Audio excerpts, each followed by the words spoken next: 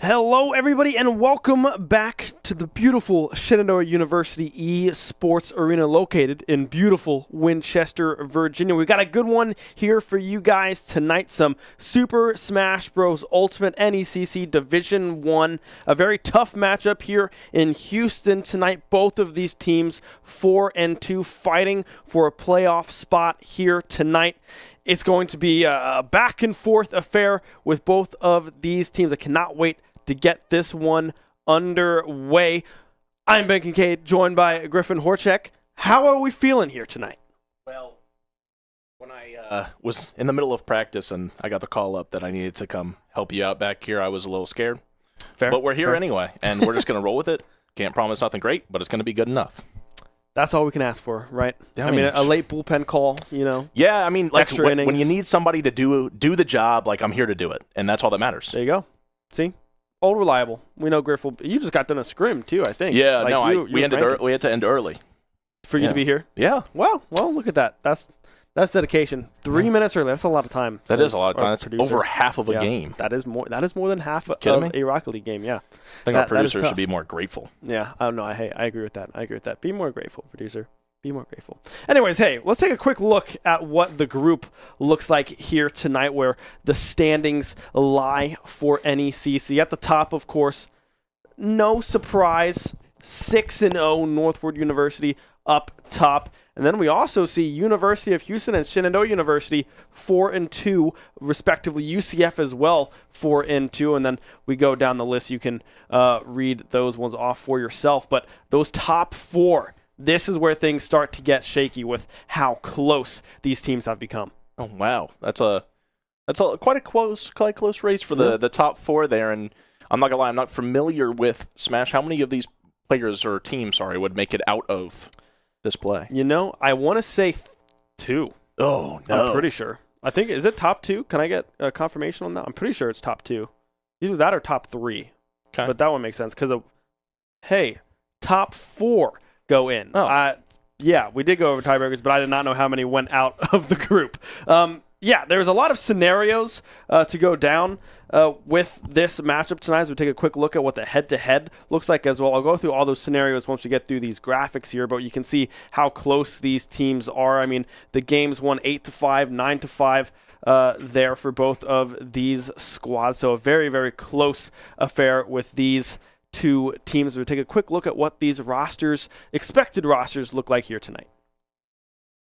Oh, we have four no colored in players. We ain't got. That's you, dude. Well, yeah, but like that's not me. I don't play Smash. That's I'm not.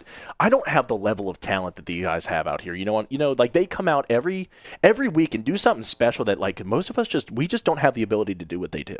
Yeah, no, that's fair. I mean, these guys are pretty good at what they do. Puffles on Young Link, Richter on the Min, a little dangerous character going into our roster with that Kazuya, right? We have Vega on the Mewtwo and Suit on the Pyramith with the Aegis, the one coming through here. We do have 2 subs on this Houston roster as well, Nimble on Sheik and Super Smash Bros. Kid on Cloud. We don't expect to see them here tonight, but there is always an option to see those 2 players. Why is his name Richter and he's not playing Richter? So I thought the same thing when I was going through the lineup. I was like, oh, surely Richter. But far from it. It's Min is the pick coming through. So we'll have to see how that Min fares. We know that Willie has a lot of experience into that character. I know Igloo is not too worried about that one for any of our team members here tonight. But depending on how good the Min is, I think Doramagi, I think was the number 1 for quite a while. They were a Min player. So definitely a lot of positive results for Min as a character as a whole. As we take a quick look over to the Shenandoah roster here tonight, the tried and true, but a little mix-up here from the last couple of weeks, Eyes making the way onto the starting roster. Yeah, I mean, these are the fellas, right? They've been here for a while. We got Igloo, Kip, and Willie, of course, the trio that's been here for a little bit, and we have Eyes, I believe, going in for AJ, yes. is the correction. But yeah, that's I mean, these guys, we've seen their gameplay a lot. We know what they're capable of, what they're looking to do out here. We can see the fellas right here warming up before the game, getting all the nerves out, getting warm, getting ready to put on an absolute performance for us. Yeah, it's going to be a close matchup. We did play this team last year in CECC. We beat them 2-1, but we did drop the first set. So it was a very, very tough win for SU to try to claw back from that 0-1 position that they found themselves in against this team last year. But they were able to do it, and we'll have to see if they fare better with winning that first set or if they have to claw back yet again. We'll have to wait and see. But I'm going to go through real quick some of the scenarios that we have here for SU to make it to playoffs. Number one, the easiest one, you win and you're in, right? Control your own fate. If you win here, you're good to go. Now, if they lose and UCF and Northwood win, they are also in. Off of a loss and Northwood win and Fisher West 2-0 UCF, they get in off of game differential. If they lose 0-2 and Northwood win and Fisher West 2-1 UCF, they win the head-to-head over UCF as we go through. Oh, man, look at that card. What even is that? Can we zoom in further? Oh, no. Oh, no. It's something shiny. It was very shiny. It was very pretty. There's still an... Oh, yeah, go back. Yeah. What is that? Dragalga EX. Very solid cool. Dark Poison type one. That is actually really I believe it's cool Dark Poison. I think you're right. Is it Dragon? Well, all right, bro. Like, is there another Dragon card? Poison? No? I think that's it. That was the hit of the pack. All right. Hey, no worries. There is still another option as well. If we lose here tonight and Northwood win, we are also in. So there's a lot of scenarios for this team to make it up into the playoffs. Some other playoff hopefuls are other teams. Rivals, I'm pretty sure, is already in playoffs. They have locked that one in for themselves. On our Academy Smash team, if they win here, I believe they play tonight as well. If they win, they will also make their way into the playoffs. And you guys are, I think, one win away from playoffs as well tomorrow, if I'm not mistaken. I'm pretty sure, yeah, we are one away as well.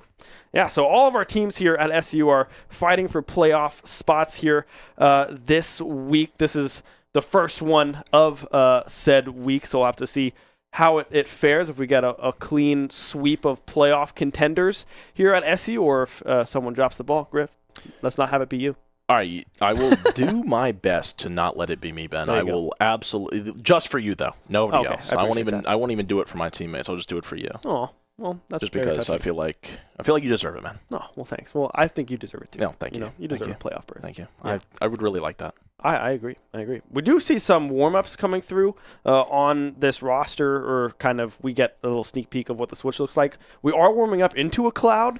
I don't know if that is any indication that we might expect a cloud to come through, but we'll just have to wait and see. Right now, we're just kind of playing the waiting game while they get arenas set up and ready to go here in this game. But when you look at matchups across the board, it's definitely interesting because Eyes, being a newcomer, not necessarily a newcomer, has been a sub for quite some time, but now finally getting some play time in here, has been running the Palutena, which is a very strong character. I was talking to Igloo a little bit ago that they do have a Roy in the back pocket, and Igloo prefers the Roy in kind of crew battle scenarios, but does see a lot more comfortability on the Palutena, so we'll expect to see that one here tonight, and expecting to try to match Eyes up into either the Mewtwo or the Young Link, if I'm not mistaken, and then kind of save that Aegis Min for a Pac-Man, Yoshi, possibly even a Samus in there for Igloo, and then, of course, Willie's Kazuya and or Terry, depending on game state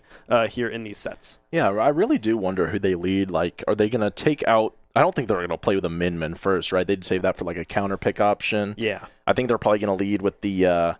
probably the Young Link, if I had to guess. Maybe the Mewtwo. I feel like Aegis and Min are very good counter pick options into a lot of characters, especially when we're throwing out, like, Kip. If, like, Kip ends up taking his 3 and then they go, oh, yeah, let's just counter pick this. But, like, is Min's not a great counter pick into Pac-Man, right? Because of the recovery? Yeah, like, not necessarily. You can recover pretty easily with Pac-Man, but the big thing with Min is we expect him to be kind of in the back end anchor position because we would assume that this Min would be saved for Kazuya and or Terry because the range that Min provides and how hard it is for a close range character like Terry or like Kazuya to approach is hurt drastically. So we'll have to see if that comes through sooner or if Willie maybe comes through sooner and tries to go on a run and try to get the Min out of the way early.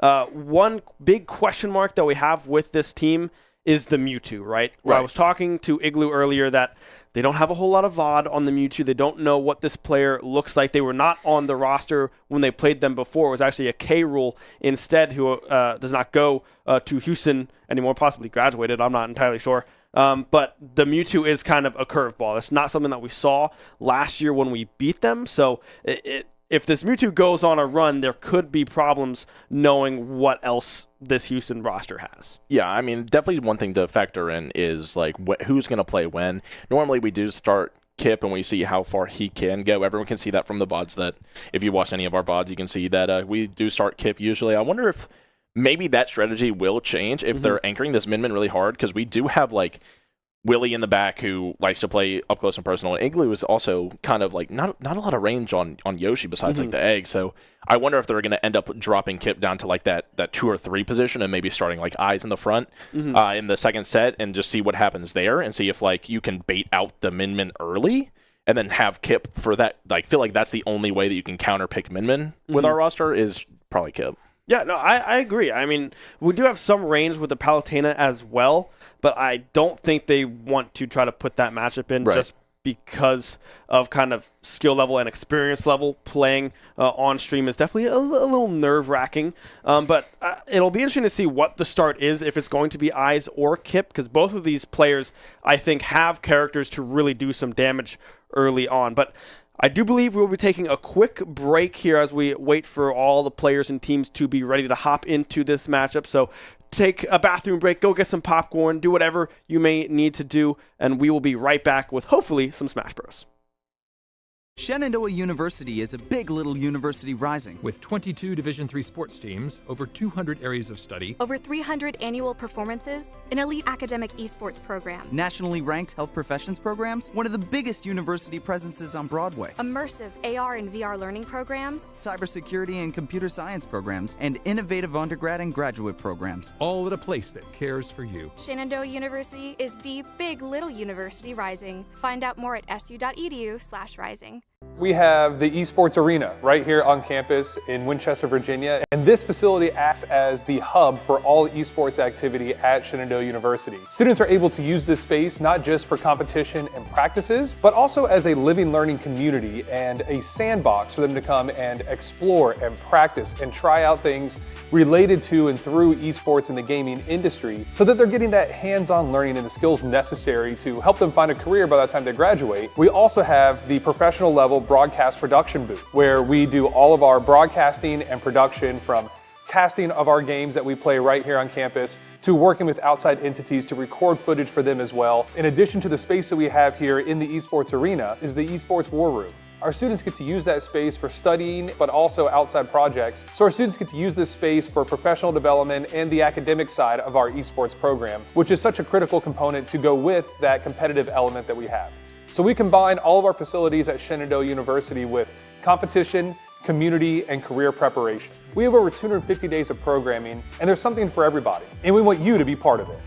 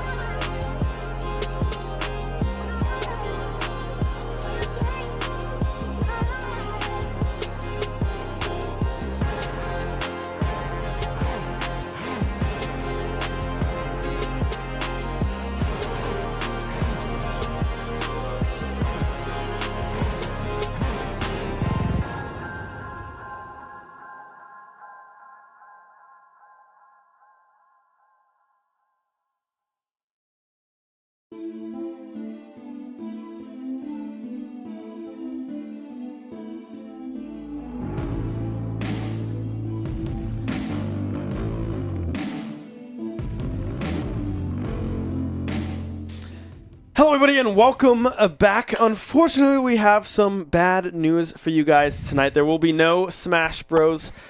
Here tonight, but we do have another game that we can broadcast instead. A quick pivot over to our Marvel Rivals team. That is who will be on stream here tonight. I believe their game starts at 8:30. If I'm not mistaken, we'll have a new set of casters. You have the night off. Yeah, I'm free now after ending your scrim early for us. So yeah, we appreciate that. Called up just to get let down. Out of you. Exactly. So we will be right back. We'll be myself and Chase Newcomb on the desk here instead. So take a breather, take a walk around your home or apartment complex. I don't know. Get a snack. Do whatever you want. But come back to us at some point here tonight, as we will have Marvel Rivals with you guys shortly.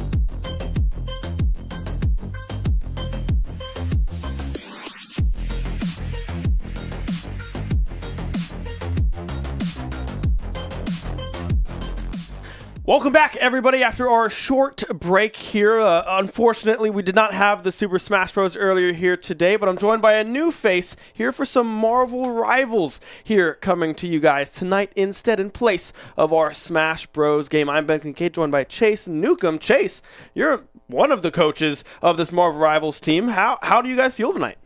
Awful. We're going to go into the map. We're going into the match completely unprepared. We've done none of our homework. Don't expect anything. If they're just fumbling around like Magikarp using Splash, kind of expect it, you know. Okay, nice. Well, I'm excited to hop into some absolute mayhem with this Marvel Rivals team. Yeah, it's going to be, this is an important game, right? We're third seed right now in the group.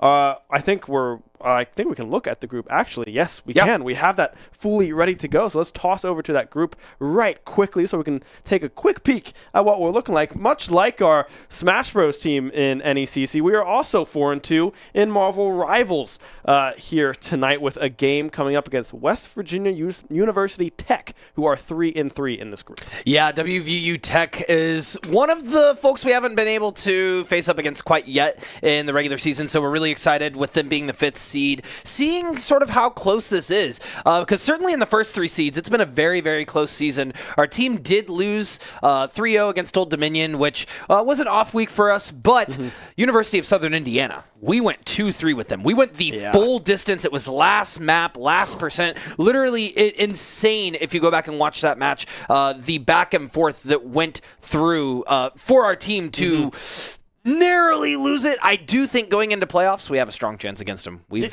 hit the VODs. Yeah, well, I'm glad you guys hit the VOD, and that's a good point too, right? Because this team, while had an off day, are very, very good at what they do, right? Being able to go toe-to-toe with that first seed is a big deal, especially if you're looking to exit this group and go into playoffs, which is expected from this roster right now, given the standings that we are sitting with. Let's take a quick peek at what the head-to-head between these two teams look like here, 4-2, 3-3, as you see. You can also look at the game win-loss ratio as well, heavily in favor of Shenandoah, 14-8 there to the 9-11 on the side of WVU Tech here. So on paper, it looks very good for SU to come out of this group 5-2. Yeah, certainly. I mean, also the 14 games won with the 11 games lost. You have to lose 3, right, to lose a game. True. So that means that we've only dropped 2 other maps outside of the 2 games that we've lost this season, which is a pretty good record. We've gone 3-1 with those other groups. And that's why I say I'm excited to see what WVUT has been cooking up. We're really excited to play against this team, especially being super close in proximity. Should be very, very exciting series. And certainly exciting to have you on the Marvel Rivals cast, Ben. You were excited to have me on. I'm just as excited to have you on for Rivals. See, look at us. We're ready to go here into this Marvel Rivals map. Now, we do have one more roster to look at. Well, multiple rosters probably. Let's look at one first here. WVU Tech. We have Ninja Remover, Book Shiesty, Plum, Tie Point, Red Mystic, and I'm going to say Jordan next door. Jordan next door. There it is. So that is the WVU Tech lineup here. It's unlike Overwatch, as I am used to. This is 6v6 and not 5v5. So there's going to be a lot of people playing this game here tonight. Yeah, why do they look like a bunch of ghosts? I don't know. A bunch of silhouettes. I feel like I'm in a Smash lobby against some CPUs. There you go.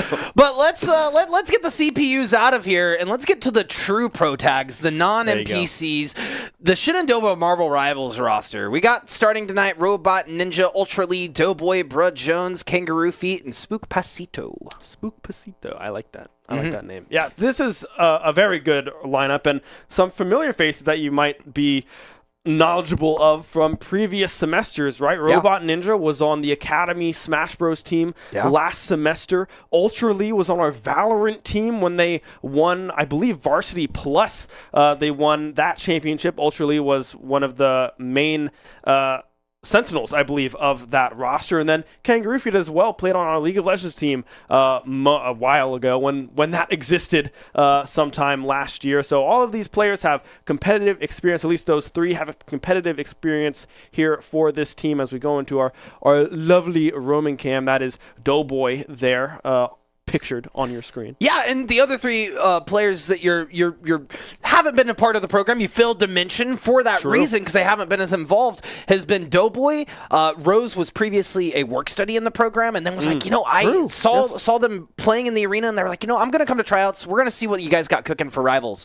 And then Bruh Jones and Spook Pasito, sorry, Bruh Joes. We do that all the time on broadcast. We say Jones, but it's Joes. Okay, Joes. Bruh Joes and Spook Pasito, both freshmen here at, or I guess first-year students here at Shenandoah. Very, very exciting. Came to tryouts, just blew us out of the water. We were really excited to get them on the roster. So, yes, there is a very large skew sort of experience and diversity that's on this roster. Really excited to end the regular season with them. It has been a phenomenal semester. They've all been, I can tell you from a coaching perspective, super dedicated to the craft, very involved, engaged. The other coach, Danny, and myself, Danny previously played on the Overwatch roster. True, Flames. Flames, yes. He does not, he needs no introduction, right? He really wanted to take the semester and take a step back and coach. He could arguably be one of the best players on this roster if he competed for our program. However, he wants to focus heavily on developing new talent and refining his coaching skills. And I fiercely respect that. He's done such a great job this season preparing the roster for the weeks ahead of them. And speaking of that, we got some scouting ahead of time for this roster. We should be expecting some sauce from them. But we also have a couple counters cooking ourselves. So we'll see if this countertop gets a little too full or if we can manage our ingredients going into this game. Yeah, it's always nice to hear that the team has some tricks up their sleeves, whatever they may be. Maybe they don't even get put on display here tonight. Maybe they're not needed. We'll have to see what Danny decides to pull the trigger on here for his new coaching role, as you mentioned, which I think is a very exciting thing. Exciting that we have freshmen on this roster as well, coming through first years to the esports scene here and playing pretty darn well, if I do say so myself. Now, we only pictured 6 of the players here tonight. I do believe there are 2 subs to this roster. Sin, who you might be familiar with from the Overwatch team semesters ago, and forgive me, I do not believe I know who Asir. Asir, who's also been in the program, played a lot in the spring, was kind of around in the arena, and that's the beauty sort of of this roster. A lot of this roster was just casually playing Rivals when it released, and competition director Fernando Preciado was like, you know what, let's just throw it in tryouts. Let's see how many people we get involved. And we had a good 13 people show up for tryouts. 13 people. That's awesome. Yeah, and it was almost just as much as the Smash tryouts. Like, we were really excited to see the turnout. Awesome. But they've had an incredible season so far. They've really put in the work, like I said.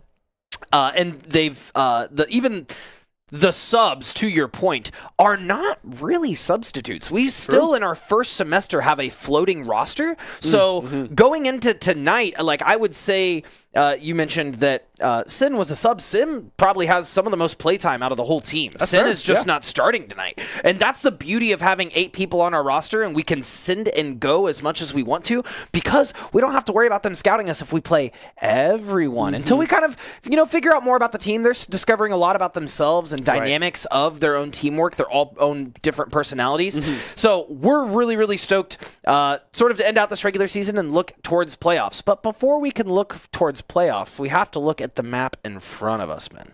Yeah, what do we have here tonight? I believe it's a Burnin' T'Challa. Wakanda T'Challa. forever. Wakanda, yeah. We're going over to the African made-up country of Wakanda here for our first map of Marvel Rivals. Now, the order of map modes, or I guess game modes that we have here tonight are Control, Hybrid, and Escort. The standard kind of Overwatch-styled game modes that we see on a lot of these games, very similar play styles, and it'll be in that order only. We only have those 3 modes here in Marvel Rivals, so once we get to Escort and we possibly need a game 4, it'll go right back to Control and then kind of run the gauntlet yet again. So we have the possibility of seeing Control and Hybrid twice here tonight if it goes all the way to 5. Yeah, you're absolutely correct there, Ben. In the Overwatch terms, I was an Overwatch commentator for years. I get it. In Marvel Rivals, those are Domination, Convergence, then Convoy in that order. So Domination just being your control map, essentially. That's where we're starting. And Burnin' T'Challa, our team is they're not alien to. They know this map. The other thing that we should mention before we get into game is that Marvel Rivals maps, this is one of the original ones, but but they do have destructible environments. So that will be key in how they play around these maps. Burnin is especially well known for this because there's 2 pillars on either side of one of the maps, and if those pillars fall, it gives you leeway to get onto the high ground. Additionally, there's some other maps where there might be a pillar in the middle of a point, and if you destroy that pillar, then now you can see past it, and it destroys that environment. So there is an advantage and disadvantage to playing around that. Now, we can see what they are hovering right now, but on their end, the players cannot see what the other team is hovering going into the match. That's good to know. So it is nice because we can do a little bit of prep on our end. And there is a pick ban system. So as we're going into it, we each ban a character and then we save a character, and then ban a character and save a character. I like that mechanic, right? I feel like it's a lot different from other games that we say. I mean, Overwatch does not have a pick ban system. League of Legends does, but you just ban 3, pick 3, ban 2, pick 2. Instead, you get to go through and take someone out, but then save them potentially for yourself. I believe you can ban it for the other team and then save it for your own no. team as So well, if I'm not mistaken, or does it remove it everyone. completely? Yeah, so no one can play Psylocke. No one can play Okay, Bucky. No one can play Venom. But everyone can play Namor. Everyone can play Emma. Everyone can play Spider-Man to that point. So, yeah, there is a whole new mechanic around that. Like I was saying right before we got on broadcast, there is no roles that you're picking in Marvel Rivals. You can float in-game as much as you need to. So we've had some times in the regular season where our tanks players swap to DPS and our DPS players swap to tanks or heals, vice versa. This allows for a lot more roster movement as the games are being played. And you talk about the ongoing mental of a chess match while you're playing Overwatch. It's to the nth degree in Marvel Rivals now, because there are specific comps that you can just completely eliminate by taking out a character in the game. As a great example, every season as well in Rivals has a team-up mechanic where they'll take team-ups in and they'll put team-ups in the game and take them out, really trying to balance the game. So Hela currently has a team-up with Thor, and I think previously it was Loki. If Hela gets a kill, then while they're dead, then she can res them. Oh, so these team-up mechanics do play a vital role in how you are engaging the game overall. But you can kind of see going into lobby. Wow, I hate that name. You can see going into lobby that there are quite a variety of characters. Sorry, that took me out. I was not ready for that. I was not either. Variety of characters that you can see. Now, this composition that we're about to run is one that we have been eager to play, especially now against this team. We sort of know what to look for. So left to right, Plum is on the Cloak and Dagger, Block Shiesty's on the Emma, Goth is on the Doctor Strange. Yep. Then we got Moon Knight, Namor, Invisible Woman, and on our side we got Spider-Man, Cap, Invisible Woman, Moon Knight, Groot, and Rocket Raccoon. Which I believe those 2 players, Groot and Rocket, have a team-up, if I'm not mistaken, right? I'm not sure what the perk is of the team-up, but I know they have one, and Rocket can sit on his shoulder. Yes! So I think that is absolutely awesome. And I have seen a lot of the time that we run Groot and Kangaroo Feet on this kind of tank setup as we hop into this first skirmish here tonight. Definitely a longer skirmish with Kangaroo Feet already takes out 2 already. The wall blocking the escape there for WVU Tech, trying to back up as much as humanly possible with already a 1 fight for SU. Yeah, crowd control in Marvel Rivals is no different than any other game. It is one of the most overpowered mechanics in the game, and the Groot walls displacing a team from getting vital heals is how a team falls apart. And that's how we saw Kangaroo Feet utilize the space in between point and this chokehold to separate off the supports, get a couple of picks, and allow the team to push in from there. Yeah, able to get those early picks, separate people from the team. That's a strat that I've seen a lot in the Overwatch side of things with May walls, right? You pick off one person and they are dusted, right? As we see now yet another skirmish kind of start to take place there. WVU Tech trying to get some momentum, some ultimates coming up on board as well on the side of Kangaroo Feet. We have Spook Besito very close to the Rocket ultimate here, as well as Joes pushes their way in, trying to get some chip damage here and there. A group brawl coming through from Goth, trying to separate the main DPS, but can't quite do it. Ultrally will fall, but Robot Ninja strikes back with 2 of their own. The Moon Knight ultimate striking true, taking WVU Tech and pushing them back off of this point. The moon! It haunts you, man. It haunts you. Yeah, what a phenomenal play and great eye from Robot Ninja. Yeah, Groot displaces everyone into a single point where you can attack, and Moon Knight ultimate covers a wide range. The other thing about Moon Knight as a character is he throws onks, and that bounces around character to character. So it bounces off of the enemy characters. If you hit them with a headshot, it bounces off the other enemy's heads as well. So Moon Knight is a great anti-crowd control character, but Jordan next door is going to peek on next door and take out Robot Ninja, who will be rezzed with the Rocket Raccoon repair beacon, which allows you to res. That's the second ult of the night. Jordan next door is going to counter with an ultimate of their own, taking out both Doughboy and Kangaroo Feet. With Spook Pasito falling, that will be the point swapping over to WVU with only 3% to spare. Yeah, and if you look at the ultimates invested there, right? Doughboy on the Invisible Woman and Spook Pasito both use their ultimates, but were not able to get any ground. Now, if you look on the side of WVU Tech, they still have 2 ultimates up and available, likewise for the SU side of things, but Ultra Lee is very, very close to the Spider-Man ultimate, as we see Goff trying to cut off a little bit of the healing potential. Kangaroo Feet able to stay alive, however, will be able to march their way back towards the team here as well, leading the charge as Goth tries to get some backline access onto Doughboy, but can't quite connect on anyone. Here comes up yet another wall, and that will be one gone already. Goth separated from the healers of their team, erases the tree from the map. Kangaroo Feet will drop afterwards. Brud Joes does pop the ultimate and will almost be able to pick up one. Emma Frost staying alive just barely. Shiesty staying alive with their ultimate here as well. Robot Ninja will fall in tandem. SU still trying to fight for control of this point. Only 3% away. The contest coming through. WVU ticking closer and closer past 60% now. But with 2 players falling on their side, it does look likely that SU will win this fight. Yeah, SU is pushing in. It's likely that they win the fight, but we'll see. Block Shiesty was able to take out Doughboy. That is support, meaning Spook Pasito is on their own for keeping the heals up on the roster. But enough dominoes have fallen. Gravity is going to take its core spin. And what we just saw was Mission Area, the first of 3 points on Burnin' T'Challa. That was actually the point, and I'm surprised it didn't do it, where you can take out those pillars and it allows you access to the high ground. You can also take out the middle pillar where they were primarily entering point, and it shuts that down so you can only enter from the sides. So it looks like the next point that we'll be moving on, Burnin' T'Challa, will, I think this is Imperial Institute of Science that we're about to fight on. No, this is Stellar Spaceport. This is Stellar Spaceport. Yeah, so this has... They're going to be fighting in a hangar, and there's a big ship on the front of the point. Where teams, I think, go wrong here is they try to battle for high ground, but high ground is so far away from point, and as soon as point is up and you take control, walls go up around point. So it's just very easy to play line of sight if you're not... Just give the high ground up. You know, you don't need it. At least that's what I see a lot of coaches encourage players to do when they're getting ready for this map. So we'll see if they do the same here. We are seeing some swaps on WVU Tech. Bach Shiesty will switch over to the Angela, the newest tank in Marvel Rivals, and a Flyer.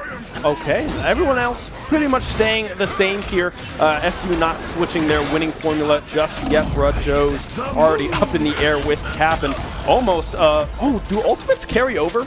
Is that what I just saw? Because Doughboy has 96% already on the Invisible Woman, already up and ready to go. Great eye then. Same thing over on WVU, right? Jordan next door has one. Ninja Remover had one as well, but goes down.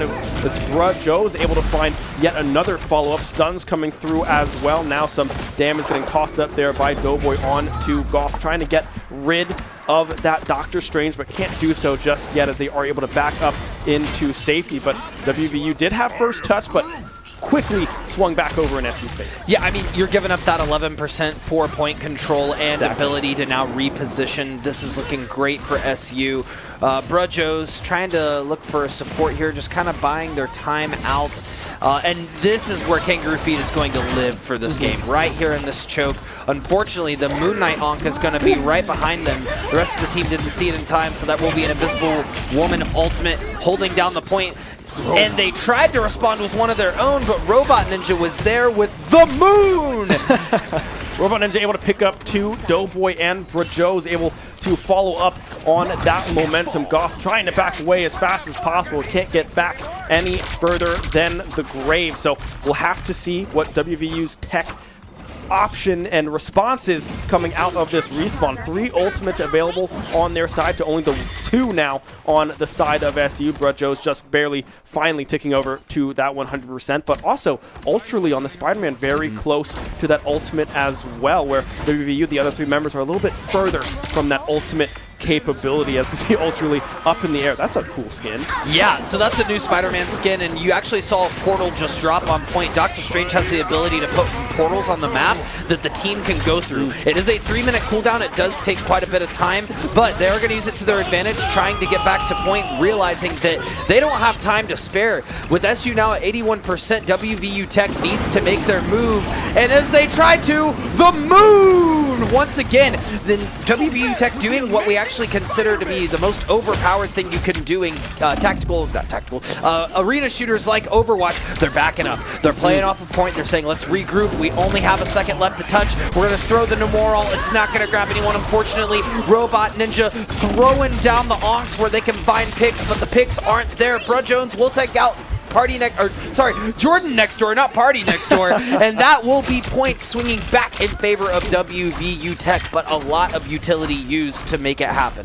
A lot of utility used and a large percentage built up here on the side of SU as well. Only 1% away from winning this map outright in a clean 2-0 here on domination. We'll have to see if WVU Tech can hold on and force this second map or point control here in this first map. Ticking over quickly is the bar. The contest coming through from Tie Point as well, just trying to buy some time for the team to return, but already 2 dead Ninja Remover, and Jordan next door is trying to come back as quickly as humanly possible. Swapping in back and forth as WVU, but they're trying desperately to keep this one alive. SU3 ultimates in the tank as well. Will be able to find 2 kills.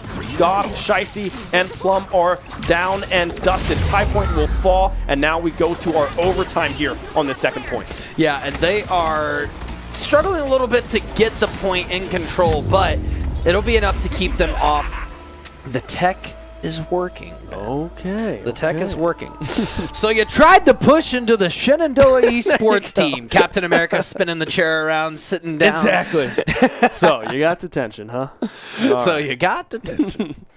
Yeah, a great start already here for this SU roster. Clean 2-0. Got a little bit shaky there towards the end of that second point, but in the end, they were able to get the kills that they needed and fight off the comeback opportunity and attempt from WVU Tech. So now going up 1-0, they move over to Convergence, the hybrid map, which is where you take a point and then you push a payload as far as you possibly can go. So we'll have to see what the switch-ups could come through with compositions, because as I know from my Overwatch knowledge, a lot of different characters do well on different types of game modes. So it'll be interesting to see what comes through from these 2 teams. Yeah, that's the beauty of this game, Ben. I think a lot of people, if we just take a step back and recognize it for what it is, Overwatch and Overwatch 2 ran I'm saying this backwards. Team Fortress 2 walked so that Overwatch and Overwatch 2 could run, and Overwatch and Overwatch 2 ran so Marvel Rivals could sprint, is sort of my look at it. I think the refining of the arcade shooter has only gotten better over the years, and we're seeing that. So yes, there is a lot of knowledge that you can draw from Overwatch, because why change it if it ain't broken? And the game modes were very appealing in Overwatch, especially those 3. I know that they've added a couple since, but yes, absolutely, we're going to Convergence. This is actually, I would say, our roster's favorite kind of map to play. Okay. Is the Convergence. They like full holding teams. It gives a lot of confidence, big boost. And even if you're not able to full hold, you still have the whole map that you're able to stop them on. Now, what I will say about Convergence and Marvel Rivals in comparison to, say, like an Overwatch, you do have characters that are just meant to sort of try to stall the backline, and those characters are incredibly powerful. Our own Flames was a resident Wrecking Ball player, right? And that is very annoying to play against in Overwatch, because he's just stopping payload, coming back through, getting a pick on the support, stopping payload. Venom is like that in Marvel Rivals. Interesting. Very, very similar in that regard and how they engage. So Our team, not to toot our horn, but I think that we play the defense very well on Convergence, and our offense is just as sealed tight. So some maps that we could look at tonight, we could look at Central Park, Hall of Dajalia, Symbiotic Surface, Shin Shibuya, Heart of Heaven. Those would probably be the ones that they'll pick or choose from. Now, once again, there is no banning of maps, right? So going into this next game, this will be WVU Tech's choice of the map in the map pool. That being said, if we do go into a Game 4 or a Game 5, those maps will be unplayable if they get to the Game 4, Game 5 situation. Okay, so unplayable maps if we do go to that Game 5. So that is good to know. One, if it could work one time, it might not work the second time, well, obviously, because you can't play it, right? You have to play a different map in that sense. Another interesting part about I feel Venom, right, I believe they can get a massive shield. Is it their ultimate ability, or is that just that's okay. That's just normal. Okay, so I saw that you get once. more if you have less health. Yes, I did. So I was talking to Danny Flames a little bit, the head coach of the team, and he was like, yeah, like Venom is like crazy. Like he can stay alive for quite a long time. If you go down to like double-digit health and you pop your shield, you'll have like 1,000 shield, and it's very hard to kill that. It's ridiculous. Especially if the sustain is still alive on your team. It is temporary and only lasts like 5 seconds, but yes, it is enough for it to be a problem because he has just as much mobility as Spider-Man, and as a tank, that is nuts. But it looks like we're going to continue the trend of staying in the territory of the intergalactic, not international. We're going across space. Intergalactic Empire of Wakanda, and we're going over to Hall of Dajalia next in the map pool. Hall of Dajalia will be the one to come up here for Convergence. This is one of the OG maps. Oh, okay, perfect. Yeah. Awesome. So That's great. When Marvel Rivals was like an alpha and early beta and they were allowing everyone access, this is one of the maps that you could play on. Like this is one of the very early maps. So it's no surprise to me that WVU Tech decided to go to this map because it is a bread and butter. And I'm hearing this from the voice of God in my ears right now, but it would seem as though we will be swapping out Kangaroo Feet. Who swapping in? Sin. We'll find Sin soon. is going in. I probably shouldn't have said that. Hey, No, I think no. Sin's going in. I think maybe. Yeah, maybe. I don't know. But yeah, so I was actually going to ask, like, we can swap pretty much at will. Yeah. Pretty much. Not obviously in the middle of game. Yes. But between maps, there is the opportunity to swap players out, swap players in, and move people off of roles as well. And I'm pretty sure that now can happen in game, I believe, as well. Like Kangaroo Feet could be on Groot for a while and be like, I'm kind of bored. I'm going to go Scarlet Witch and like do a lot of damage. And those are the two characters that they primarily play. Well, if you watch them, they play a lot of characters, but those are two of their Lord characters. And Lord characters are characters that you've leveled up all the way in game. Oh, okay. I didn't know you could like level up the characters individually. When you do that, and when we go into the character select screen, you'll see that everyone has a different icon if they are a Lord character. So you've maxed out that character. You have them at Lord status, meaning that you've put unfortunate amount of time into those characters. I had to look at the camera for that one. It wasn't caught, but yes. So if you look at the Doctor Strange, for instance, Bruh Joe's, he has Doctor Strange to Lord versus Robot Ninja doesn't have Namor to Lord. Is it that little bottom right corner? No, that means that they have a team-up ability. Oh! You can tell if they're Lord generally by like extra effects. So you'll see that it looks a little bit better. It's a little bit more shinier, and then the one on the right isn't.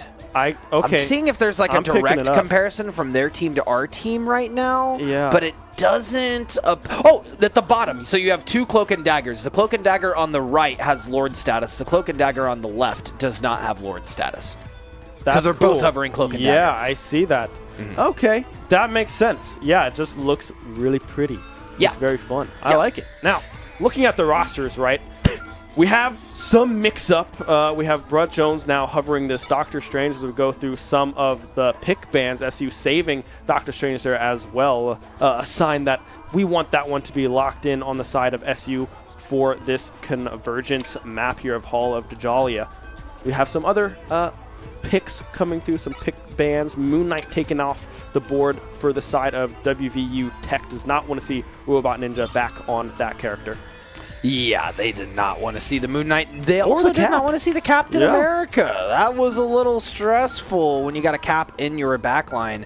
It looks like we will also be saving, or no, they will be saving Interesting. The Hella, and that is one of the characters that we are currently hovering. The ban will come out on the Bucky, and that would be our resident Robot Ninja's preferred character. So they have done their research on this. There you go. Love to see that. Insta-locks. Yes. Well, I guess you can switch anyways. It doesn't Swap at any time, and necessarily there's matter. a lot of team-ups that we're going to be playing around, it would appear. So the compositions are also looking very, very similar overall. We'll see how this goes into this point. An Ultron pick would be wild here, but they are going to hover and choose and hover and choose. Well, I guess we'll see what they decide as we get into game here. But Ben, this map, very, very. This is your. How do I put this for? Overwatch terms, I would say Hall of Dajalia is a lot like what was the London map in Overwatch? The really, really popular. Oh, dude, I know that. Oh man, Scrims Row, Kings Row. I said yep. Scrims Row because Scrims Row. it's your Kings Row of Marvel Rivals. Yes. This is like the bread and butter. Everyone loves to come to this map for scrims. It tells a lot about the game. Everyone's familiar with the map because it's been out for a while. I will go back to what I said earlier. While we did swap out the group, we did swap out Kangaroo Feet. We have said and will continue to say everyone on our roster is completely viable for play. Orpheus is going in, and yes, you did see they destroyed that bridge immediately. I was gonna say, like, is that destructible? It's like, what's destructible on this map? And then, of course, the bridge is removed instantly. For new players, you can press C, and it will highlight if it's destructible. Oh, nice. That's pretty handy, actually. As we hop into this first scrimmage, Brud Joe's getting dangerously low there for just a moment, but the healing coming through from SU, keeping them alive. Orpheus will go down, the Hella off the board, unfortunately. Let's see what WVU Tech can do with that damage already done. Thus far, just trying to get into this point. Shicey up in the air on this Ultron, trying to get any bit of chip damage into that backline as they possibly can, as we see abilities getting tossed out left and right from WVU Tech. Not quite connecting on anyone just yet. Yeah, and while we did see Brudjo's fall, hopefully we see a strange portal come through, or maybe they feel confident they can hold the corner of this point, as Shenandoah does what I say all the time is one of the most valuable things you can do in games like this, and they back up. They take the back half corner of point, they wait, the Invisible Woman ult comes out. We will see the Rockets scramble to try to get around for their team, and they will hold point with only one ultimate used and 3 on the board.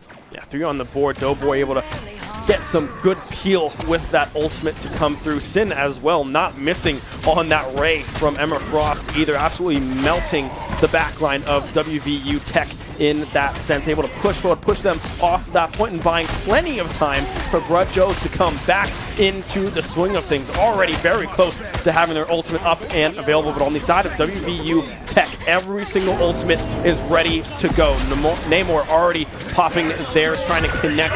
Ultron as well coming through. Robot Ninja and Doughboy able to get trades as well, but it's going to be a 3-for-1 thus far in favor of WVU Tech. Members falling on the side of SU. Only some DPSs and some supports left on the side of SU. WVU Tech trying to get any sort of ground built thus far, but can't get anything in this point.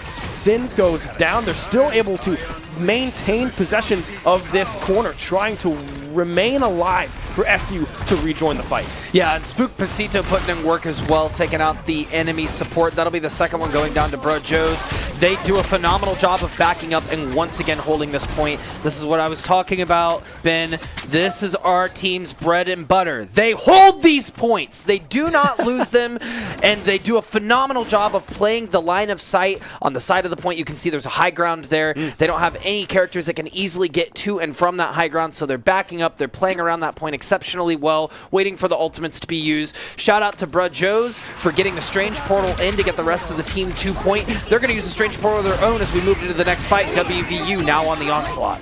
Yeah, trying to TP in behind. We see that a lot from our Overwatch days with the Symmetra portal trying to get back behind the team already. Brud Joes will fall. Orpheus and Spook Pasito dangerously low, but Doughboy, the ultimate, getting tossed out, able to keep them alive for the time being. Goff getting dangerously low, around half health there, but the sustain coming through from WVU is enough to keep them alive for the time being. Robot Ninja traded out for Jordan next door as well. Both Namor's gone, but Orpheus, the ultimate, getting launched left and right, finds 3. Plum getting revived as well, but it might not be enough. Will get traded out, however. Orpheus will fall, but still a 4v5 scenario. Plum with the ultimate, the invisible woman, trying to keep them alive for as much as possible. Spook Pasito as well, putting in some work with their own ultimate.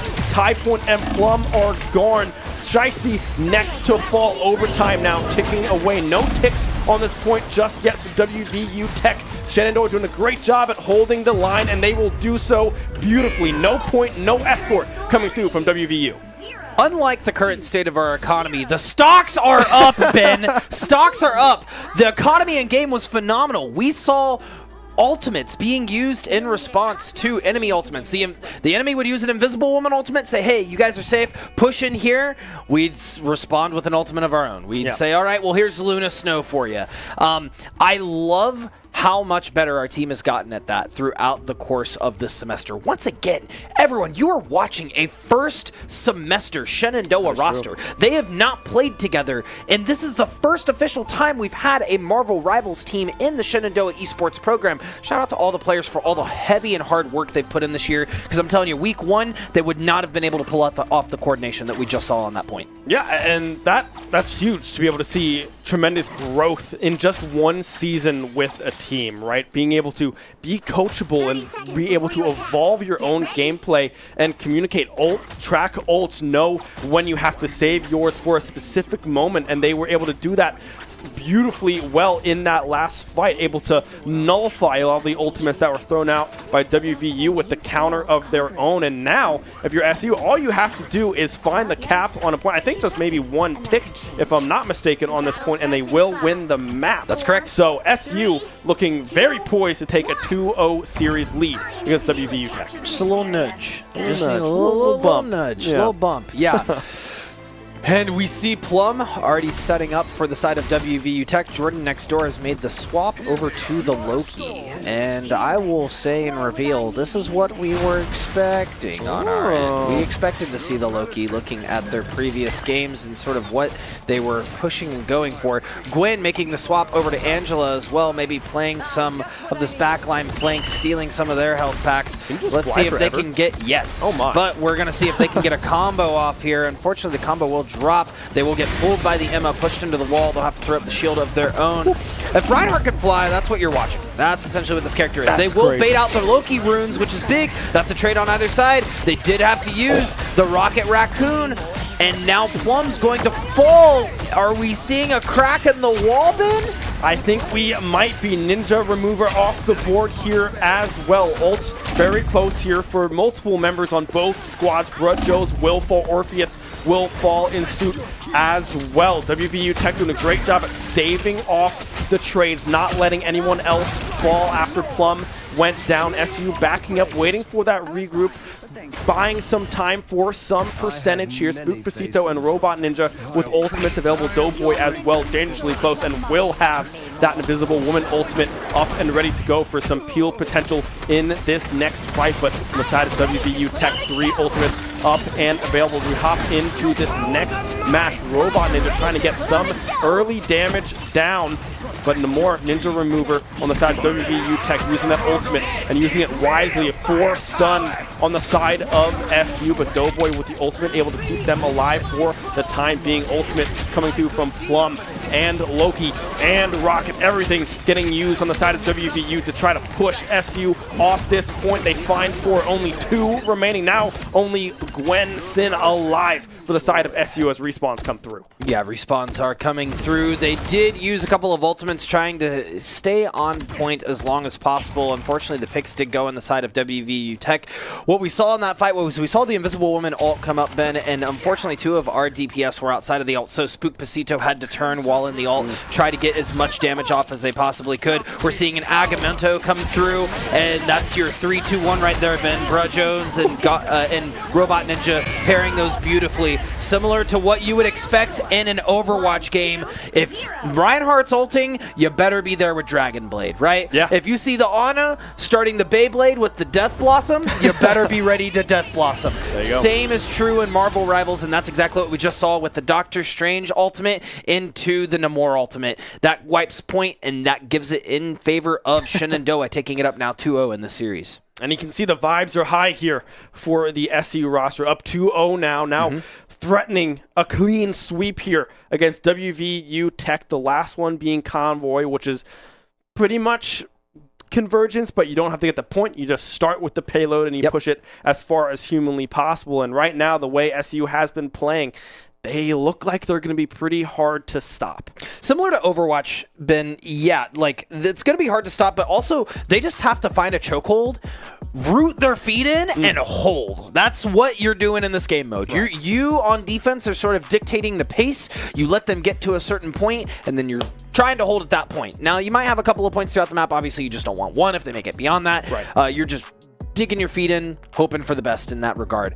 Yeah, spirits are high, and what I love about this roster, Ben, is they don't, well, not anymore. So you see, in the arena here at Shenandoah, peeling back the curtain behind for anyone that might be watching at home, things get a little loud behind the scenes. True. The players get a little loud, they get a little excited. We have a big roster, Ben. So when you have 8 people super hype yelling, that's a lot. So instead, and if we could get maybe camera over on casters real quick, instead, this is what they'll do to prep. Whenever they win a map and we're excited, we do sign language for applause. Oh, yeah, they do the claps. We do the claps. Exactly. They'll raise their hands up in the air and they'll do this. So you'll look in the arena and there will be certain points in the evening. You'll see everyone just, yeah! That's cool. very, very exciting. So love to see that the spirits are high. Maybe we'll catch them one time on broadcast since we do have cameras up, them throwing their hands up and just shaking them around. But yeah, we do that instead. Nice. You know, it also is just visually appealing. You're in the arena, you turn around, you're like, what's going on? And everyone's like, ah! It's very, very fun. It definitely gets loud in this arena, specifically when our teams are winning. It can get a little quiet if it's the opposite way, but I mean, it's like that's kind of a given. Yeah. Like, you lose, you're like, oh, man, that's kind of tough. But right now, I mean, very SU favorite. I don't know if we're going to see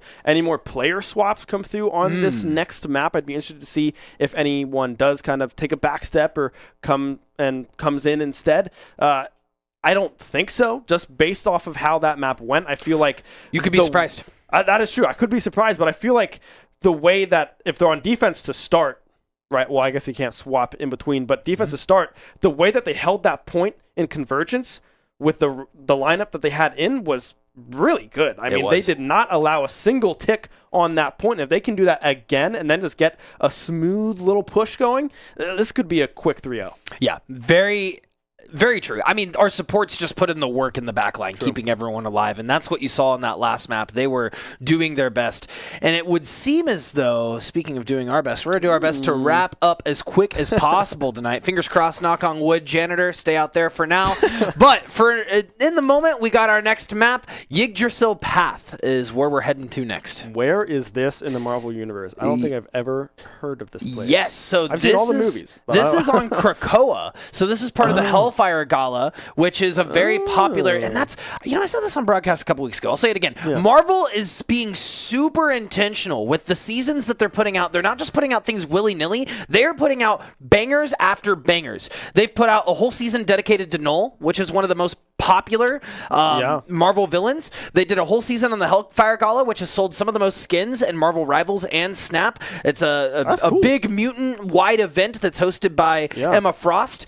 And this season, they're doing Zombies, which was a very popular TV show. So they are, and this is why I think Marvel and Riot will dominate the gaming space in the next 10 years, because they listen to their audience and they do a very good job of reciprocating sort of the same vibes. Speaking of vibes, they're shifting a little bit on our end. We're going to get a little hippity-hoppity kangaroo feet hopping back in the game. Kangaroo feet back in, indeed. I did not catch who was taking the back step here from that starting roster, but I mean, a tank DPS player. Probably we'll have to see. Seer or Orpheus. Orpheus is their name in game. Seer is their Discord tag and their general player tag. There you go. So if I had to guess, that's who's coming out. I would also guess that we are going straight into pick ban, as I can hear the beep, beep, beep. There it is. Yes. So it looks like WVU Tech into this game will be orange. We will be blue. They've banned out the Psylocke. Yes, that is. And you can see anyone's history. They're probably looking at Kangaroo Feet's history because Kangaroo Feet has a lot of time on the Psylocke.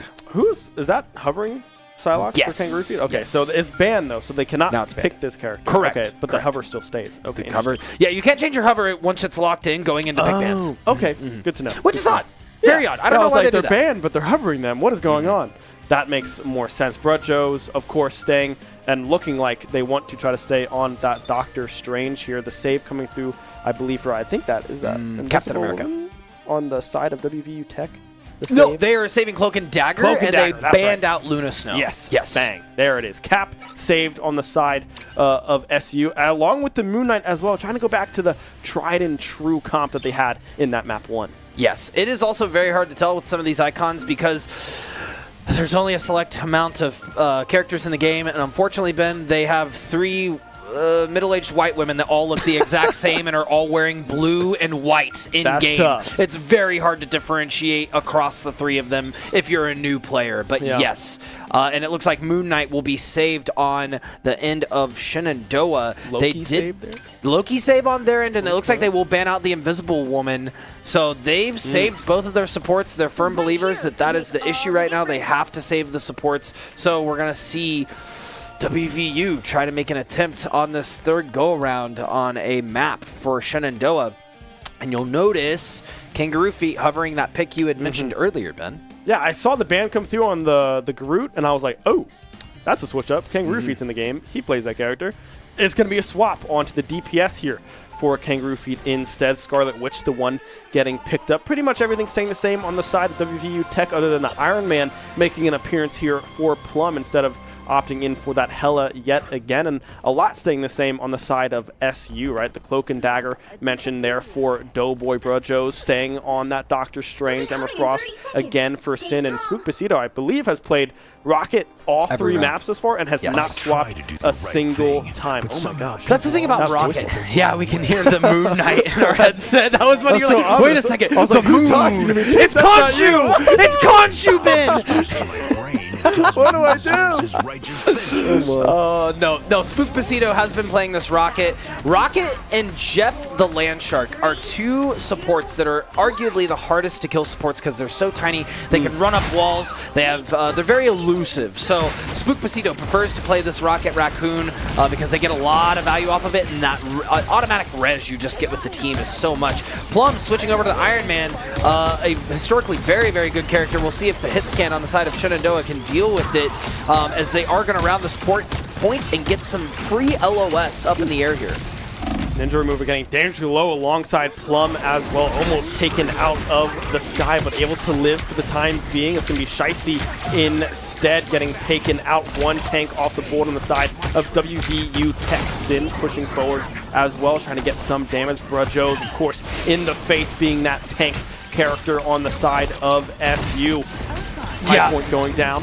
Brudjo's doing a great job of trying to keep Gwen alive, and Gwen reciprocating in turn. Brudjo's had less than 10 health there, I promise you. Ultimate has already been built for Doughboy as they are ready to save the team from any onslaught. High Point does have Moon Knight ultimate, so this could spell some adversity for Shenandoah. We'll see if they're able to overcome it. Next fight looks like SU is going to have 4 ultimates available. Kangaroo Feet dangerously close to the Scarlet Witch ult here as well. Jordan next door, the Loki, and Tie Point, the Moon Knight, the only ones with ultimates on the side of WVU Tech.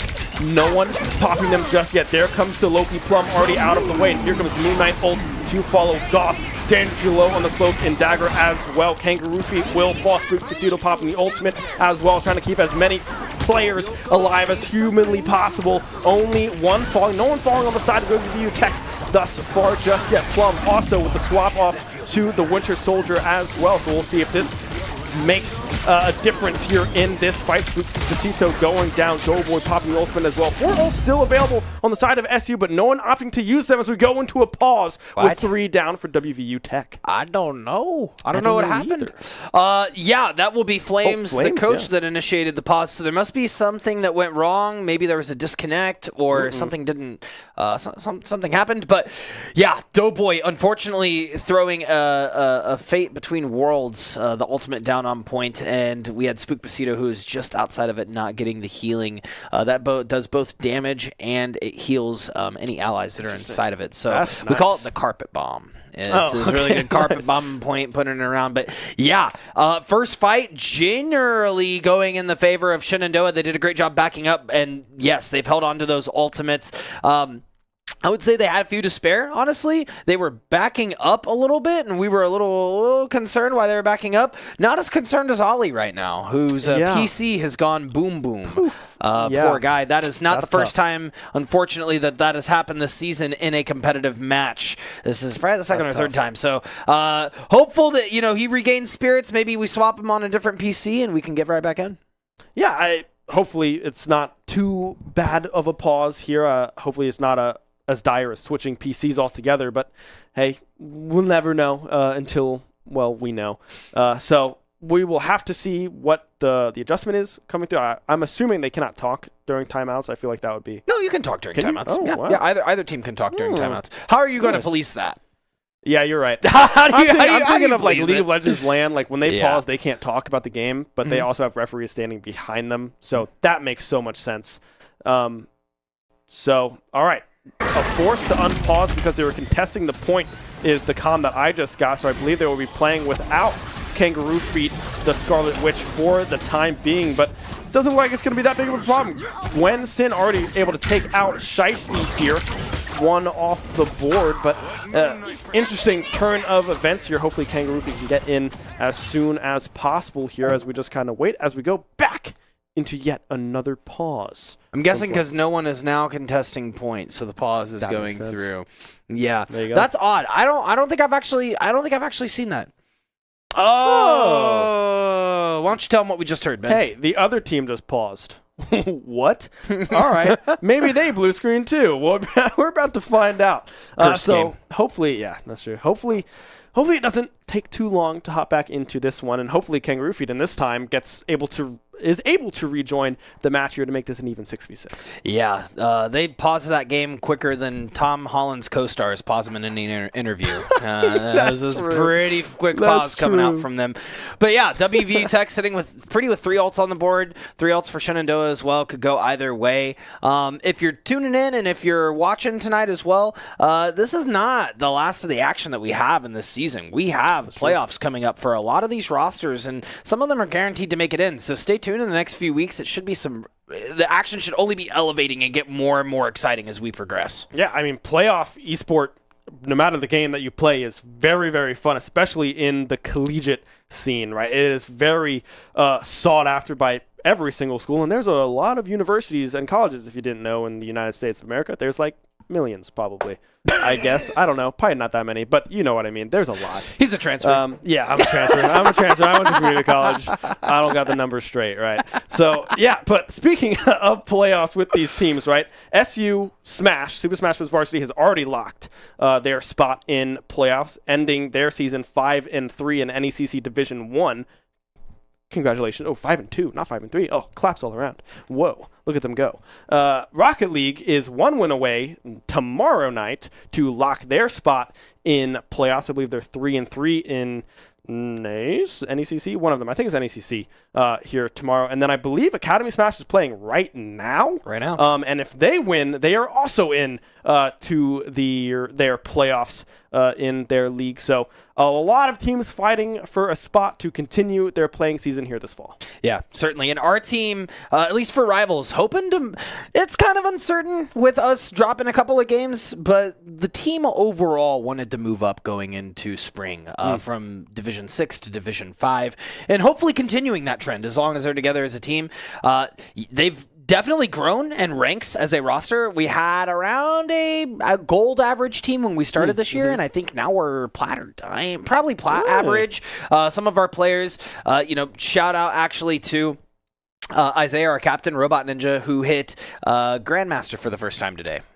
Today? Hit Grandmaster? Yeah. So now Nice. he joins the ranks of Flames, myself, and Ollie, who have all 3 hit Grandmaster. Whoa. That's Yes. exciting. Yeah, very, very Nice. exciting stuff. And he's got a running bet with our own Chris Clayton to hopefully hit. Well, it was first to hit Grandmaster.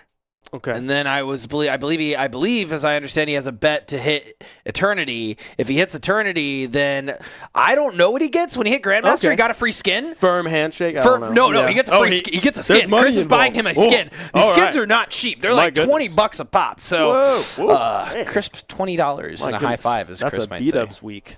That is a on B-dubs Thursday, week. you know. That's enough BOGO. for 2 nights. Yeah, yeah. That's enough for 2. If you play it right, If you that play is it enough right. for 2 weeks of B-dubs. God, I love B-dubs on Thursdays. too. So good. Thursday Night Football. Can't go wrong with that, No, right? you can't. No, not You at all. can't. I don't know what the matchup is this week, though. I don't know? either. I've actually been involved more this week too. Yeah. No idea. Or Yeah. I say this week. I mean this year because I'm playing fantasy. Oh, true. Shout out Carter. Stomped him on fantasy last week. We won't talk Dang. about any of the That's other weeks. awesome. But Yeah, I think I just beat Chris, too. Hey. poor Vin. There, From hey, handshake. Yep. Good bunch job. of winners Good on the job. desk Good job. here. I don't know what the Thursday night matchup is, but I'm pumped for it regardless. I think my fantasy year is going pretty well. I think I'm Let's go. 5-3 now. I think I'm something gonna around there. quickly pull it Hey, yeah, out. pull it back. Put it on the ground. Bang. Stepping on my soapbox here. We really, really need fantasy leagues for collegiate esports. I agree with that. They That's talk cool. about how we're going to develop fandom in collegiate esports. Yeah. We need people to give a reason to tune into the streams and go, I need this person, this support to put up 5 points so that I beat, Joe Mama this week or Joe That's Smuggler true. this week or whoever I'm playing up Smuggler. against. Like, for real, if we had fantasy, I think that we get a lot more people tuned in. The problem is we don't have a platform to do it. So anyone that's watching that might be a tech whiz and wants to make a lot of money, invest in a collegiate esports fantasy league. I'm trying to think of the games that would be the most beneficial to do that with, like COD, maybe Smash, probably too. Like stocks taken for sure. right? Smash, yeah. I feel like that would work. Rocket League goals. Rocket League would be good. Rocket League See, I'm would thinking it doesn't even need to be like massive. Like you just Yeah, do a survey, just a say, hey, couple we're going to games. start doing fantasy. Go ahead and put it out there. Which Yeah. games you would tune in for true. fantasy? Because I'm telling you right now, I only watch League of Legends to be part of a community with friends. Fair. Yeah. I would get on some collegiate League of Legends if there was fantasy points involved. I'm telling you That's right now. cool. I'm Yeah, on it. That would be fun. I think you can do like fantasy for like pro level. Like I think there's like an You can. LEC. Like I can draft like my whole Fnatic roster. And it's in client. And like it is. Oh, It's is in, it really? it's in client. Oh, I You didn't can think access I it knew from the that. client. Yeah. Oh. Okay. I will Nice. go ahead and pull the soapbox back. I'll put it on the ground over here. And we as a whole will be right back very soon. true. Go get some popcorn, but stay tuned for some more Marvel Rivals action.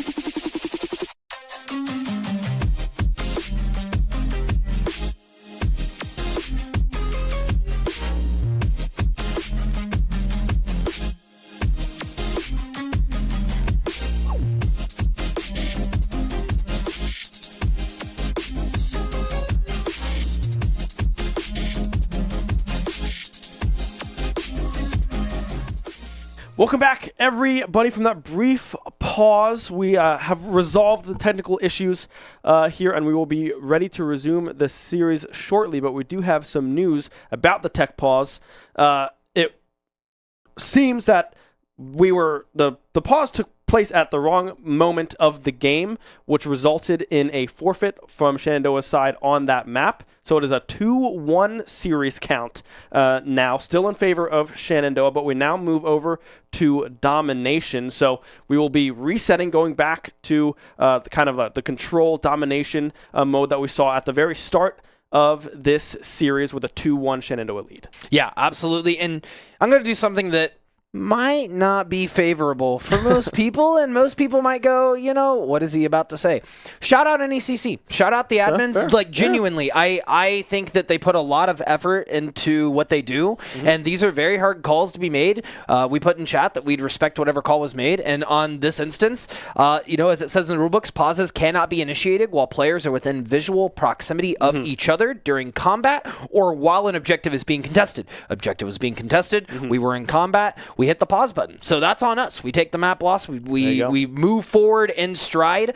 Shout out to the PC that decided to crash. I guess. There you go. But we are now moving on to a fourth map in this series. Yeah. So fourth map will be what we see coming up next after that tech pause. It'll be domination. Like I said earlier, it'll just be that standard control that we saw at the very beginning.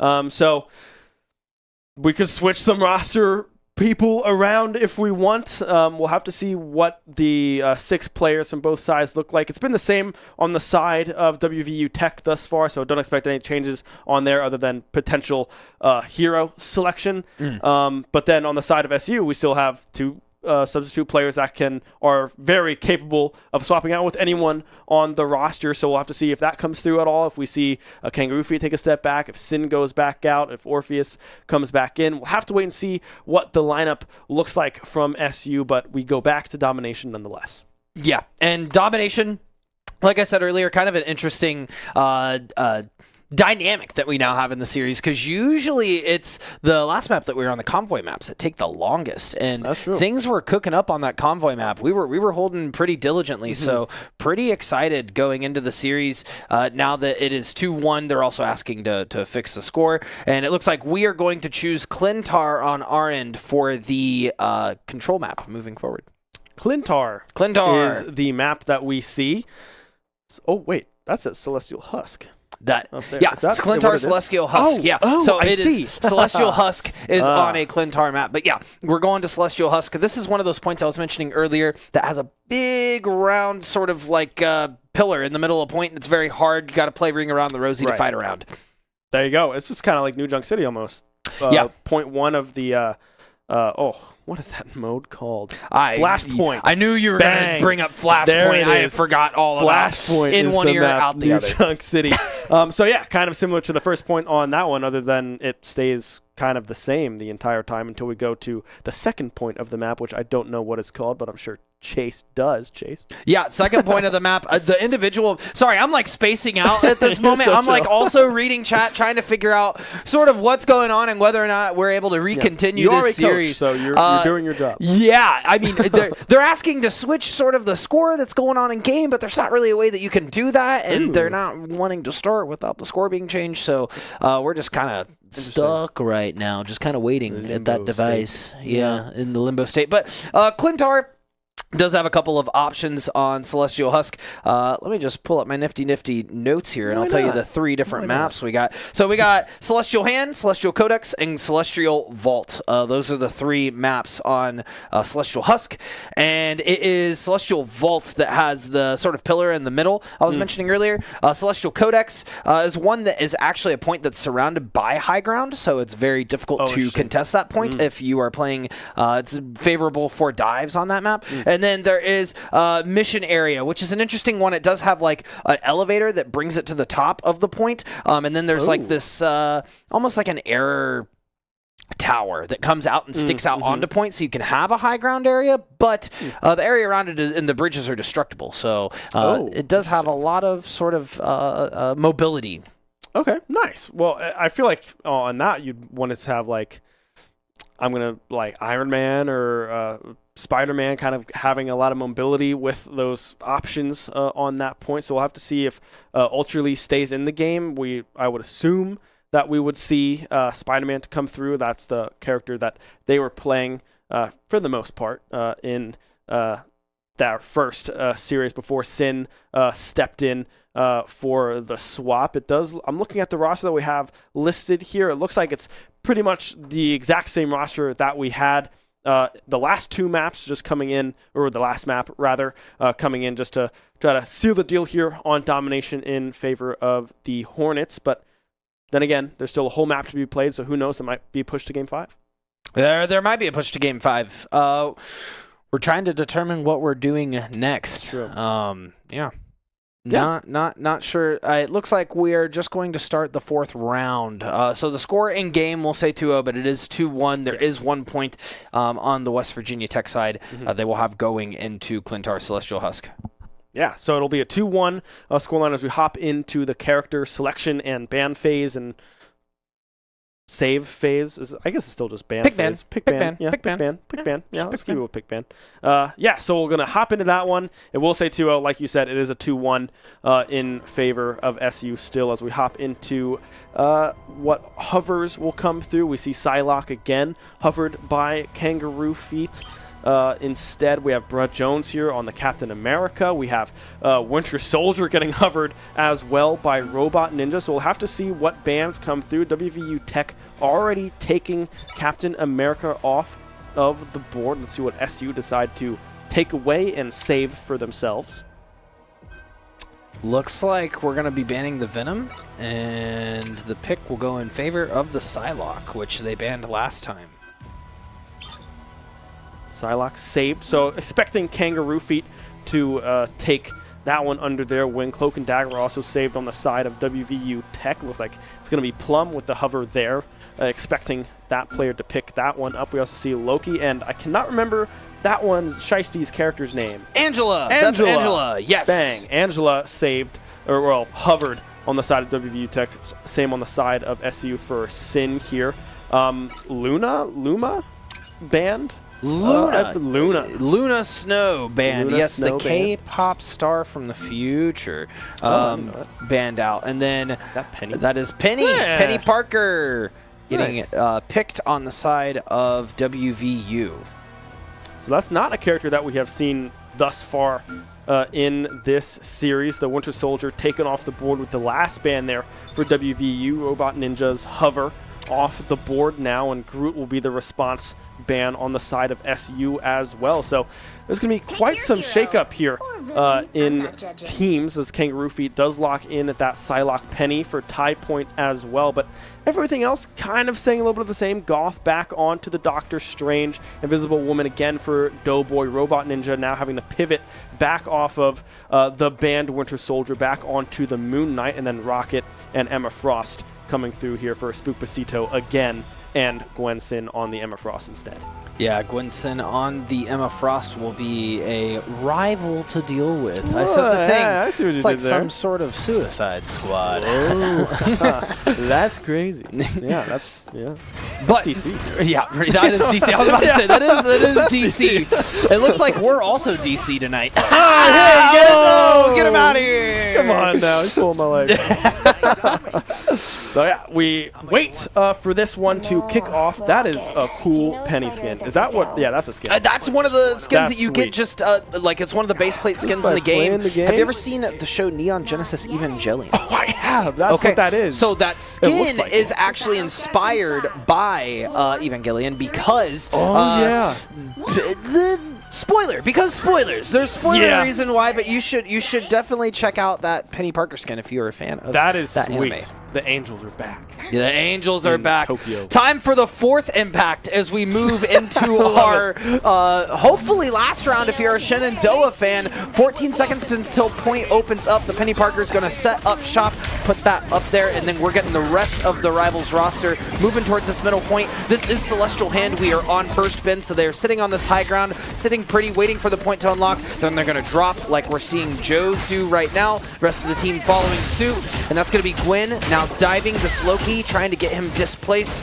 Instead saying, whoa, what are you doing? Get off of me, to this Doctor Strange trying to wrap around. That'll be Gwen falling first. And unfortunately, no picks have been found quite yet for the side of Shenandoah, but that will be the res coming out to save Gwen. Yeah, Shiesty does look like they go down as well, or maybe not. It looks like it's going to be a res yet again. The Angela, I believe, is the character name there for Shiesty going through, trying to get a pin there back up against that wall. Already we saw Robot Ninja pop an ultimate and be able to win out on a massive early fight here in favor of SU. 5 members falling, 4 still dead. Jordan next door, the last one remaining, will fall as well. The point ticking now in favor of SU. And you look at the ultimates, right? Kangaroo Feet almost there. Spook Basito almost there as well. Brud Joe's almost has the Eye of Agamotto unlocked and ready to go as well. So we'll have to see how SU fare in this next fight as WVU Tech, a lot of their players ticking closer to that ult 2 online for Plum and Ninja Remover. Yeah, they're going to have ults going in here, and as we hear it now, there it is. And we're seeing the Psylocke ult in the back line, trying to get some kills here. Not going to find anything, but it will separate the team a little bit as Kangaroo Feet now backs up. They're playing around with some this Cloak and Dagger ult exceptionally well, but that'll be Gwen finding a pick on Goth.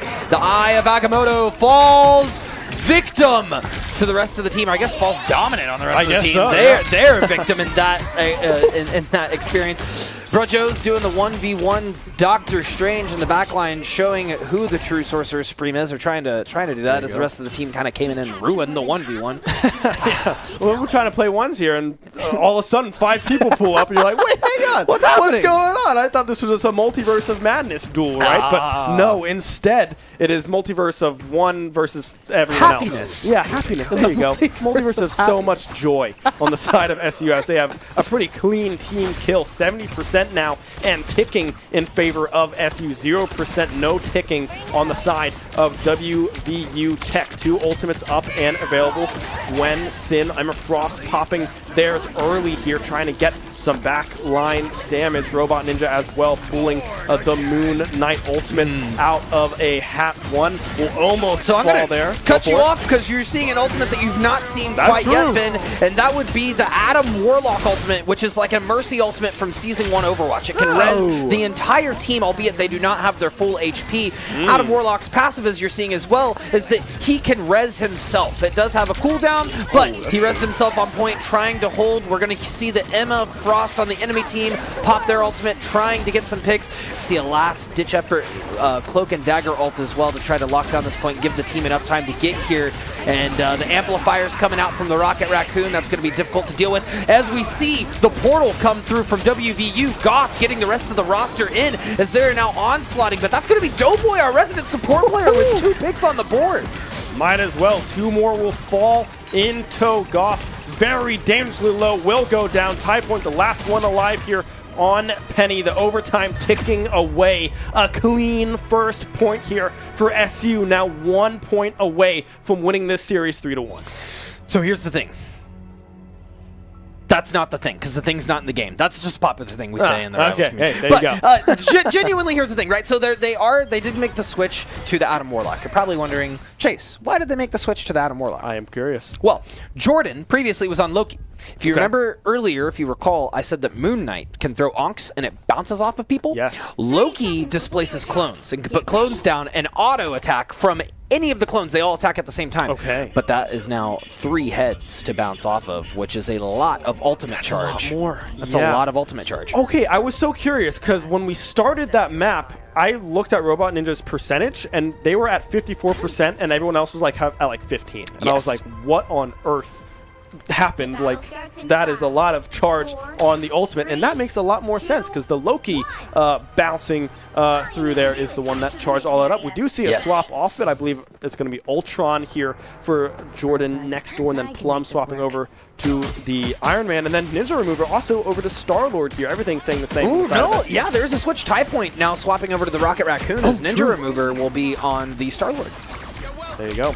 We have our first skirmish here on this next point. Robot Ninja getting dangerously low there. Ninja Remover up in the air trying to remove the counterpart, but won't be able to do so just yet. That looks like almost a Reaper ultimate Yeah, kind of. From Star-Lord there, able to stay alive. Goth getting dangerously low alongside Shiesty as well. 3 ultimates up and available. Here comes Psylocke, Kangaroo Feet, Robot Ninja, and Brojo's all popping their ultimate. 3 will fall immediately. Plum barely able to stay alive for the time being. Still a 3v6 scenario. Respawns have yet to come through. Jordan will fall. A staggered respawn now for WVU. SU taking control. I will say as well, Ben, you brought up the buzzword there, stagger. Stagger is a difficult concept in Marvel Rivals just as much as Overwatch, and you move a little bit slower in Rivals. So honestly, staggering is very, very effective.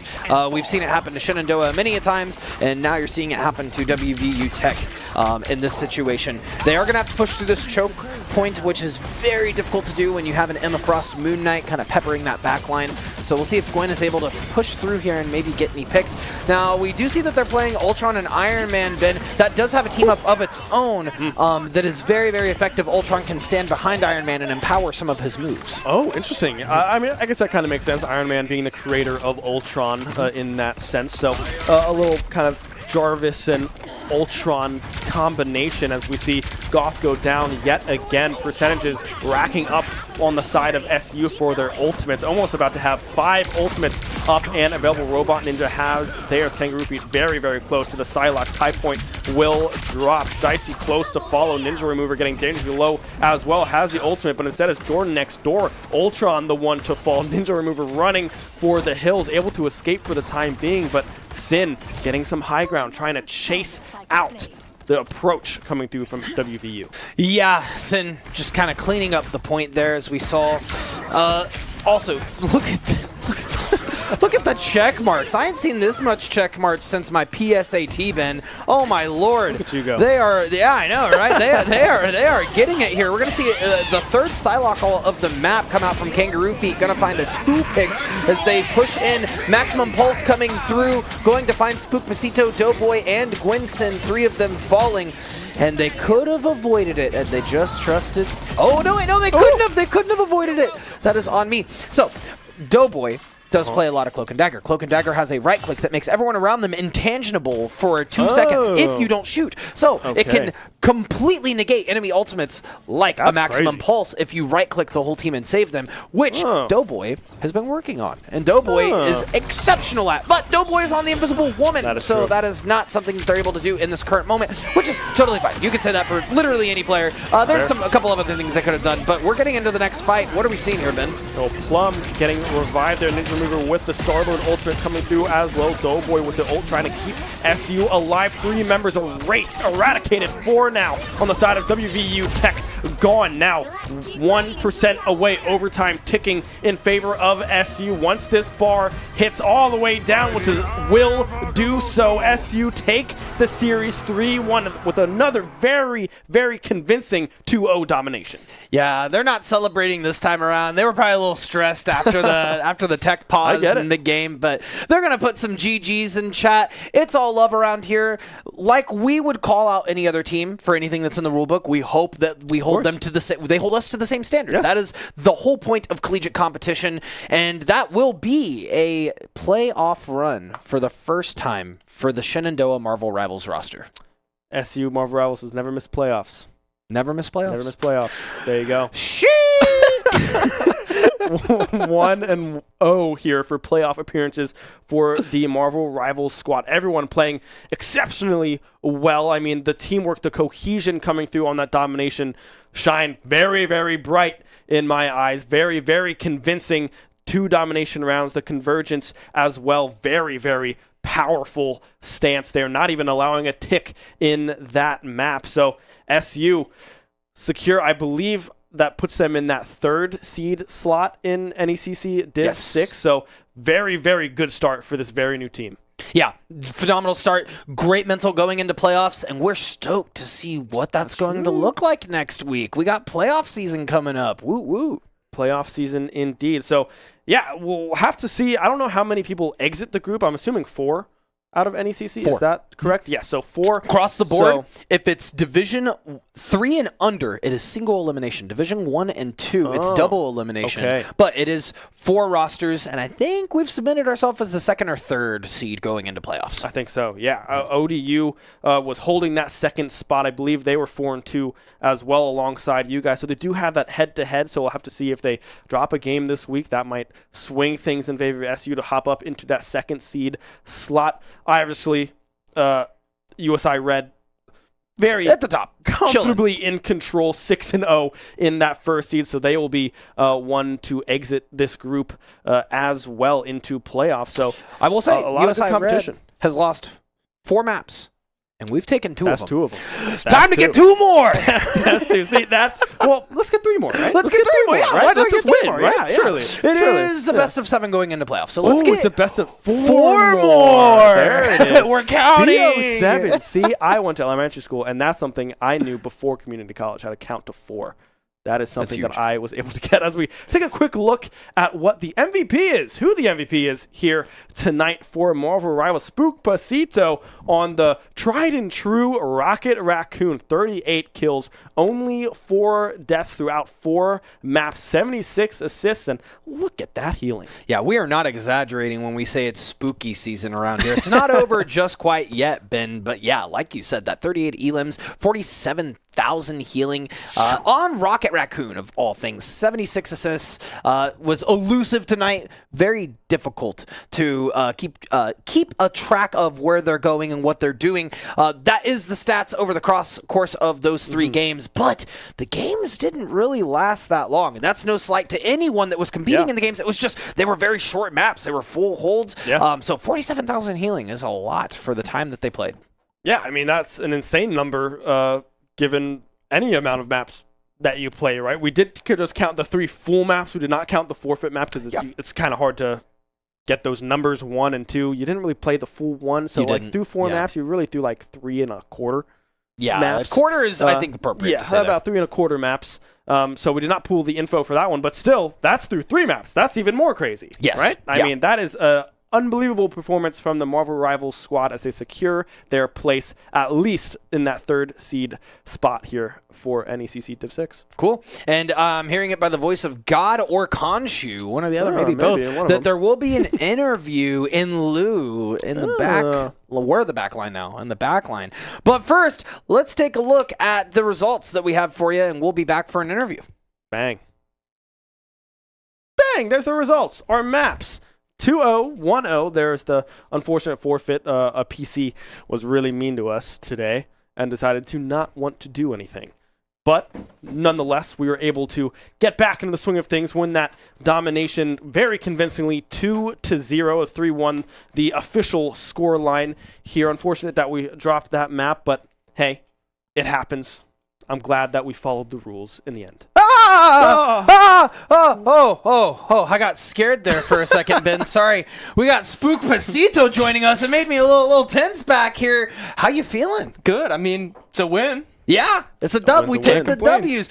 I'll kick things off with questions. How were you feeling tonight on the Rocket? It looked dominant. I love Rocket. I mean, people always say Rocket's, kind of the Healbot character, but I'm a big fan of the Guardians of the Galaxy. You got to play him like a master tactician. You got to get in there. You got to use the gun that he has. And I mean, I love doing it. I play him like a dive facilitator. I'm up there in the front line. I try to be sneaky with it. It's just fun to do. Yeah, I mean, it looked very well. I mean, you had 47,000 healing across those first 3 maps. You were very impactful with ultimate timings. Everyone was.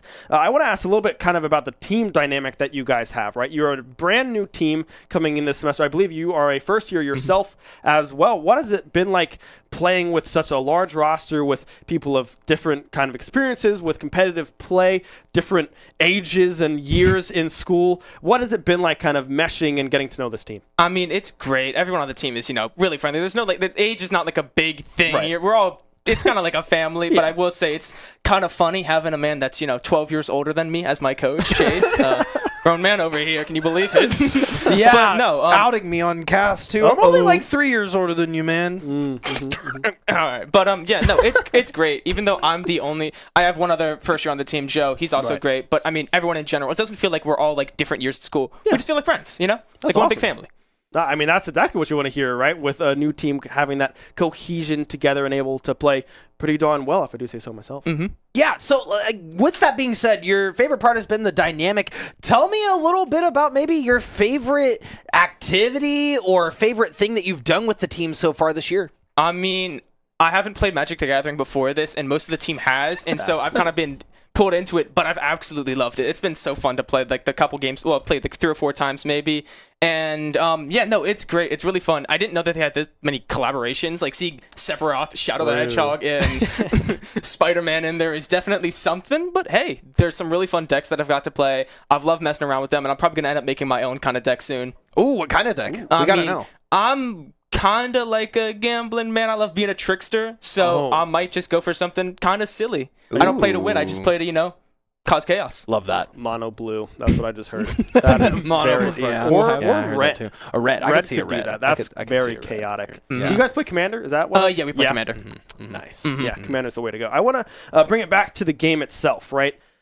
It was dominant pretty much throughout the entire series. What kind of goes on in comms? What are kind of the flow states, and how do you determine what you want to do as a team? What does the decision making look like when you're in the heat of things? I mean, normally in the heat of things, it's just target calling. You see someone with a health bar that looks pretty empty, you kind of just burst them down. Having someone like Moon Knight on our team, Isaiah, it's just great for getting targets to that burn, area, and then the whole team collapsing on them, pick them off one by one, next target, and eventually you're looking at no one.